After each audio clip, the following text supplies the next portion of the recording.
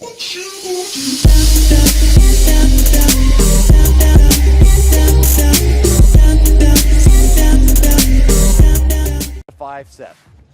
You know what, if I was a coach of one of these teams, I would definitely have like hand wipes, you know what I mean, that like dry your hands, you know, that like get you ready to go. Oh, a lot of esports players actually do. Yeah, they have like they get the like chalk to like chalk it up. Yeah, 100%. You got to do what you got to do, right? Like the gymnastic chalk. So when are you going to be coaching? When do we have to wait for this?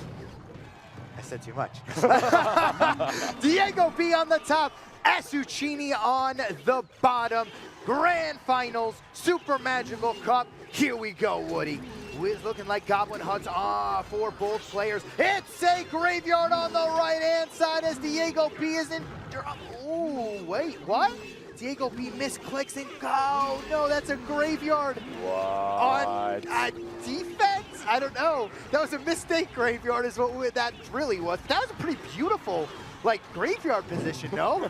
I mean, the hard punish from Asuchini, though. He recognized that his opponent is now really far behind on Elixir, sent in a P.E.K.K.A. And you can see both players about to reach 10 Elixir, but with a P.E.K.K.A. on the field, Asuchini is going to be well positioned to make a big blow at this right side tower. Guards are a great counter to P.E.K.K.A. though, and they start stabbing it down as best they can. Shield soaking an entire P.E.K.K.A. swing as she finally goes down. That Electro Wizard just can't stand up to that flying machine, though, and with the Royal Ghost Miner combination moving in, Asuchini has earned a lot of damage early on in this match. Yeah, the Royal Ghost just gets taken out by the tower right there before it goes invisible. So Diegob saves another 270 so damage on his tower. Another Goblin Hut gets cycled by Asuchini, and that one little mistake from Diegob hurts them a little bit, but was able to recover with minimal damage for that huge 5 Elixir mistake. I don't know, man. 1,000 damage out the right side is not the best way to start a game here. We actually got a really good placement on this Goblin Hut from Asuchini, able to take down most of the goblins streaming in from him on the other side of the arena, and now sets up a P.E.K.K.A. in the back. He's willing to take a little bit of chip damage out the right side as the goblin gets the first little spear hurled at the right side tower. Asuchini builds up this P.E.K.K.A. push with the Zappies in tow. Poison ought to be able to take care of the tower, the Goblin Hut, and the Electro Wizard. Great setup by Asuchini on offense once again.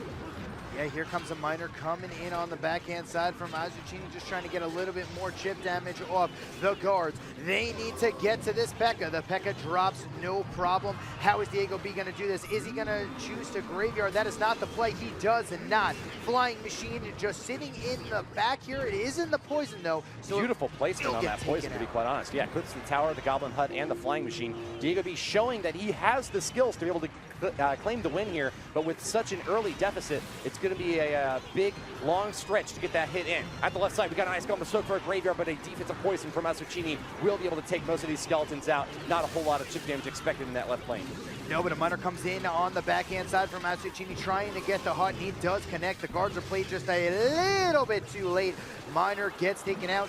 No more damage on Diegob's tower. But if you're Asuchini, oh, you got to stop this. The graveyard comes in on the right-hand side from Diegob, doing a ton of damage. The poison as well takes out the Zappies, and just like that, Diegob does a lot of damage on the right. Very well played to Diegob. We got a note from Sir Tag, one of our pro players in chat right now, that Diegob actually has a really good matchup here if he can just hold off against these unrelenting attacks from Asuchini. Asuchini with the early lead is now falling behind in overtime as his edge starts to slip away. A miner going in straight for the Electro Wizard instead of toward the tower is trying to provide a little bit of cover for the Flying Machine, but it goes down anyways. Royal Ghost and a P.E.K.K.A. are starting to stack up on the right side, but only down to 808. Hit that drum base. Right side is going to be a defensive guard set up to block the Royal Ghost, and that is the end of that exchange. Yeah, once again, we're going to reset in the arena as a comm rolls over for about 5 seconds before a P.E.K.K.A. is dropped. Here is the push. Here comes Diegob. Is he going to graveyard? That is exactly what he's going to do. The poison on defense from Asuchini, just trying to deal with this, but this is going to be a full life P.E.K.K.A. and a Flying Machine that's going to be pushing on the right-hand side. This could be a huge push, Woody. Clip from the right side, the Flying Machine gets most of those skeletons down, but still takes a little bit of damage. Nice miner placement, avoids most of the guards at the right side, and is able to get the tower down to 616. This is going to be an incredibly close match one, as we finally are going to find out which of these players will move ahead. A naked graveyard at the right side with no cover whatsoever. Asuchini's low on Elixir, though, doesn't have the poison to be able to stack the defense up, and the skeletons are only going to get zapped down. Right side is now within poison range. The poison goes in. It's a miner that came in too slow. And Diegob. It doesn't kill your entire tower. Perfectly played from Diegob there, and like you said, he had a little bit of a matchup advantage. The P.E.K.K.A. doesn't do well versus guards versus graveyard, a lot of swarmy little troops to deal with it. But we're gonna get into game number 2. By the way, everybody, this is a best of 5 final, so you have to win 3 games, not just 2 in the finals to be claimed the victor. Looks like we got a relatively standard Goblin log bait deck from Diegob.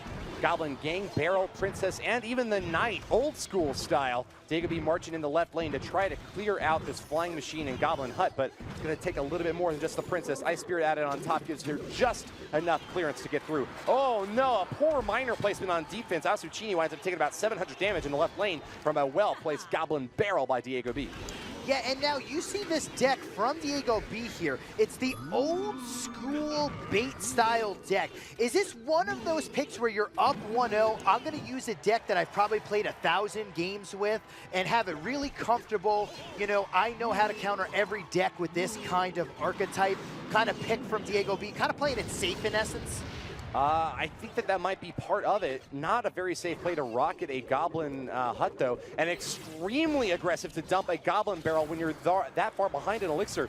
Asuchini has actually an amazing opportunity right now to turn this thing around if he can support these Zappies up the left lane. He's got Zappies and about another 2 Elixir to play around with here. Princess is not going to provide much of a threat against this push, but the Goblin Gang gets the work done in the center here. Tower's going to take a little bit of chip damage from the Flying Machine, getting 1 shot off, but still above that 2K mark.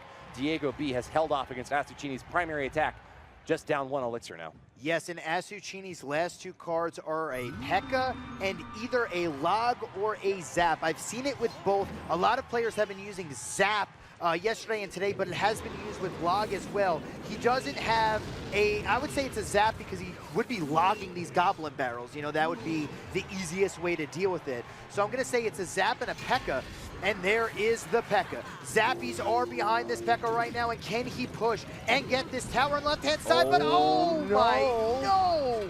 Woody, we don't even see Inferno Tower anymore with this deck, but what a choice, because there's a P.E.K.K.A. on the field. I am incredibly impressed by Diegob. This is a monster performance. Inferno Tower does go down, and there's still quite a bit of damage up the left lane, but Diegob has got plenty of room to be able to soak a little bit there. He actually is behind now. Hold on. Diegob takes a big hit and couldn't get anything done on the counterattack. Asuchini is starting to turn this game around, and with an aggressive poison, will chip the tower down below the 400 mark. Just a little bit more spell cycle will get the win as we go into overtime now. The next tower will win it.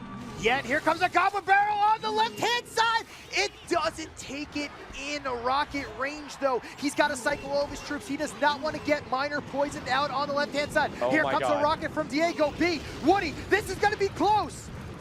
Rocket from Diegob means that there's only 1 more chance for Asuchini to get the win here. He has to attack right now. The Flying Machine gets the lock. That thing is going down. Diegob is from the base race. Fight a few close games himself earlier on in the bracket, and I would not be completely surprised if he manages to get a game or 2 off, or even manages to reverse sweep Diegob. Well, we're about to find out what is going down. There's a Goblin Hut coming down from Asuchini and a rocket from Diegob. Could Diegob be running the exact same deck? And as I alluded to earlier, a deck that you've played 1,000+ times is a very, very comfortable deck to play because you know it in every matchup. Probably the only reason why he was able to sneakily win that last game. It's a very interesting and, dare I say, atypical strategic choice to be rocketing these Goblin Huts. It worked for him pretty well last game, though. And running another version of this classic log bait deck. He's going to start taking a lot of damage out the right side. The arrows go down to try to deal with that graveyard, but not quickly enough. Over 1,000 damage from Asuchini as the right side goes down to the triple digits. Tears from Diegob as his tower gets hammered. Yeah, this is probably the hardest counter you can go up against if you're running a bait-style deck. That Diegob is. I mean, there's just no possible way you can stop a graveyard. I mean, you have arrows. The only thing you have is a Goblin Gang. Like, that's not really the greatest answer. He doesn't have a log. He has arrows instead, so that's 3 Elixir, not 2. So it costs 1 more to deal with it. Asuchini caught him off guard and is in prime position to at least make a comeback here and keep things interesting versus Diegob. Let's see if Diegob can bring it back, though. Just like last game, could he do the impossible again? I see players chanting Nova strong in chat as they prepare for Asuchini. Ascendant, this right side push, getting the tower down to 839 might be an opportunity for Diegob to just say, you know what, we're done with that right lane. We're going to go hard out on the left side and try to take it down. But no, instead, sends in Goblins down the right side and can't find the connection he's looking for just yet.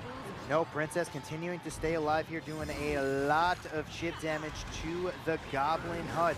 Ice Wizard is going to take out one of the Princesses. The Poison takes out the other one on the right-hand side. We're just in, he's just going to be Poison cycling for the rest of the game. Asuchini does not have to take any more risks in this game whatsoever with very strong defense in the first couple of minutes. He'll just be a little bit more spell cycle away from finishing off that right side tower. He's already got the biscuit. Will Poison and Log be enough? I think it is just barely enough to finish off that right side. Yeah, he's already got the biscuit. Why risk it? The Mega Minion's going to swing on the right-hand side, and it's all but over with 22 seconds left. Yeah. Double Princess at the left lane. Diegob had to make one final stand.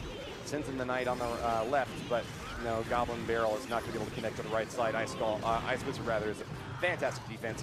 Asuchini rolls a log through on defense, and one more little tiny tick from the Poison gets the job done. Asuchini with the turnaround now has got a 1-0 victory against Diegob in the third game. Victorious. We're going to find out, can Diegob close it out here, or are we going to a game 5? I'd say that something that really impresses me about Asuchini is that he never gets disturbed by being behind, by being in a high-pressure situation. I think that he'll play in an 0-2 the exact same way that he plays when he's in a dominant, stomping match. I think that being behind against Diegob is certainly not a comfortable position, but Asuchini is one of the players who can handle it. Fireball crashes into the Flying Machine at the right side, and with that chip damage, he'll also get a shot from the Mega Minion. Asuchini gives the good game, not happy about seeing a Lava Hound deck on the other side of the arena. He's running P.E.K.K.A, which is unlikely to get much value against an aerial assault.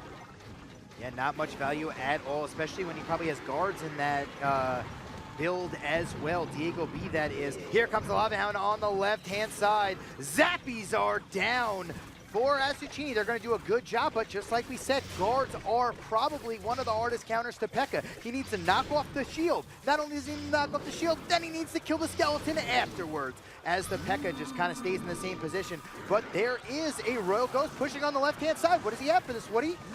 Nothing, it seems. He's got the Mega Minion to swipe it down, but that's still going to be over about 700 damage, in fact, on the left lane. Asuchini with a nice little poke and prod in there early on, but hold on, he's going to need something heavy to deal with his balloon out. So on the right, he's got a Flying Machine to start poking it down. Will that be enough?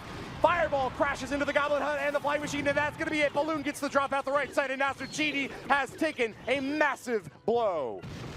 Ton of damage on the right-hand side from one balloon, but the Spear Goblins from Asuchini are chipping down the left. Only problem for Asuchini is this P.E.K.K.A somehow, some way needs to get value, and with a Tombstone with guards, he can only poison one of them. You're not, he's going to wait for the poison to happen. Once the poison is played on either the Tombstone, skeletons, or the guards, that's when the other one is going to be played. Here comes the Lava Hound on the left-hand side from Diegob. Can he push through with this P.E.K.K.A? Diegob makes a very shrewd move here to drop the Lava Hound out left side to be able to distract the Zappies. That's one of the best cards to try to counter that swarm defense that Diegob has been setting up, but not getting the work done there. It's a massive push from Diegob, and I don't know if you can stop this with any card. Sound the air raid sirens, because a Lava Hound, a Balloon, a Mega Minion, and a Flying Machine have torn the left side tower down. And in chatting, I think that 15 seconds is all that separates Diegob from the championship title. Yeah, and there's going to be a Lava Hound. He might be going for the 3 crown now. Diegob is going to be your Super Magical Cup champion, taking home $6,000.